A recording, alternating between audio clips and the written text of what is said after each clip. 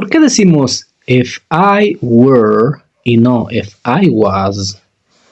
If she were y no if she was, cuando lo correcto que nos enseñaron es a usar con I el was y con she, he también el was. ¿Por qué sucede eso? Veamos. Bienvenidos a otro video. Vamos a explicar esta situación que muchas de las veces nos confunde, ¿sí? Inclusive a personas que ya practicamos, que ya estudiamos mucho tiempo, suele confundirnos este tipo de cosas. Entonces vamos a aclarar esto. Entonces, usamos if I were y no if I was o con el resto de pronombres en situaciones o es un modo de expresar el subjuntivo, ¿ya? En situaciones hipotéticas, ¿ya? Se refiere a cosas o deseos que en realidad no son o son contrarios a la realidad, ¿ya? Por ejemplo, if I were rich, I would travel the world. Si fuera rico, entonces esta traducción se lo traduce como si fuera, no si yo fui, porque fui es del pasado, ¿ok? Entonces eso tenemos que tener en cuenta. If I were rich, if she were rich. No decimos si ella fue rica, ahí sería if she was. Entonces traducimos con fuera. Es el subjuntivo que se utiliza aquí, como dije, para expresar situaciones hipotéticas, situaciones contrarias a la realidad. Muy bien, de esa forma entonces, ¿ya? Otro ejemplo. If she were here, she wouldn't say that. Si ella estuviera aquí, ella no diría eso. No decimos si ella estuvo aquí, ¿ya? Entonces esto es el subjuntivo. Por eso se utiliza para diferenciar del pasado simple, ¿ya? She was sería pasado y she were el subjuntivo. I was sería pasado y I were es el subjuntivo. Ese es el uso básicamente para poder diferenciar del pasado y del modo subjuntivo que se utiliza en situaciones, como dije, hipotéticas, ¿ya?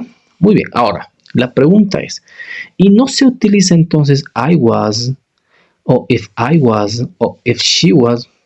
Y la respuesta es sí, sí se utiliza. Pero se utiliza en otro contexto, en otras circunstancias, ya no en el modo subjuntivo. Utilizamos esta expresión if I was, if she was, cualquier pronombre, cuando no estamos seguros de que algo fue o no fue cierto, ¿ya? A ese llamamos el modo indicativo, ¿ya? ¿Cómo así? ¿Cómo es que utilizamos para saber si algo era o no era cierto? Te pongo un ejemplo. Si yo digo, if I was rude to you, I apologize. Si yo fui grosero contigo, me disculpo. Fíjate entonces aquí. Aquí estoy usando was y no were. ¿Por qué? Porque aquí no es el modo subjuntivo, no es algo hipotético. Estoy diciendo si yo fui grosero. Yo no estoy plenamente consciente de que eso fue cierto o no. No estoy plenamente consciente si fui grosero o no. A eso se refiere. Entonces, y ahí sí utilizamos el modo indicativo que es if I was rude to you, I apologize. Si fui. Entonces, noten eso también. Debes notar que la traducción ya no es si yo fuera, sino fui, pasado. If I was rude to you, I apologize. Lo mismo utilizaría con los otros pronombres. Si él fue grosero contigo, if he was, aquí usamos was, if he was rude to you, he apologizes. Él se disculpa. If she was rude to you, she apologizes. If she was, ¿no? ¿Ok? Entonces, eso quiero que noten y no se confundan, porque muchas las veces eso tiene que confundirse. Entonces, se usa el if I was, sí, pero en modo indicativo, para saber si algo, cuando no estamos seguros de que algo fue cierto o no es cierto. Ahora, hagamos una excepción. Muchas veces, en el modo subjuntivo, muchas personas utilizan el was. Por ejemplo, si yo estuviera ahí, sería feliz. If I were there, I would be happy. Sería el modo subjuntivo, ¿no es cierto? El modo hipotético. Pero muchas personas lo utilizan con el pasado. Dirían, if I was there, I would be happy. Si estuviera ahí. Eso se utiliza, eso es incorrecto. Pues gramaticalmente puede ser incorrecto, pero se utiliza. Muchas personas lo van a utilizar, así es que no es una regla general que se debe utilizar. Hay personas que lo utilizan.